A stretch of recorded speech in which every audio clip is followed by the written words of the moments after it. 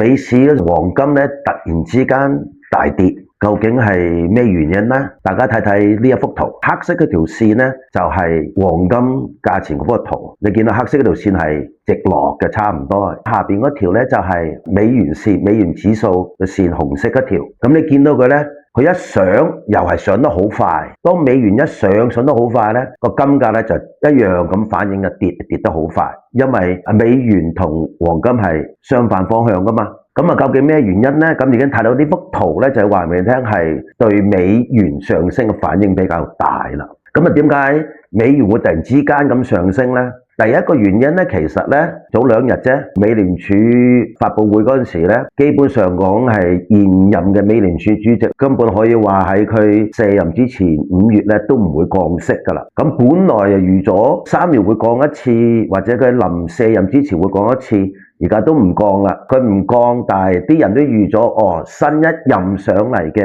美聯儲主席咧，應該會下半年降啦。咁所以嗰陣時咧就個金價反應唔係咁大，但係點知突然之間，琴日消息出嚟咧，就話董王咧應該會係提名嗰個叫 Kelvin Walsh 做新一任嘅美聯儲主席。咁點解我哋對呢個人有咁大反應，話美金一路上咧？因為佢個人本身就係向控制通貨膨脹嘅。換句說話嚟講，記唔記得美聯儲喺舊年降息3次，主要原因就因為個就業率低，唔係因為通貨膨脹控制得好喎。咁而家但係換咗呢一個5月換呢個新主席嘅話咧，佢係偏去控制通貨膨脹緊要啲，就可能唔會睇就業率咁重。咁如果佢睇通貨膨脹重要啲嘅話咧，咁通貨膨脹而家咧仲係高企喎，唔落嚟。咁即係話佢可能上任之後都唔會減息，咁而家形成一個格局，有機會今年可能一次息都唔減。如果係咁話，佢真係注重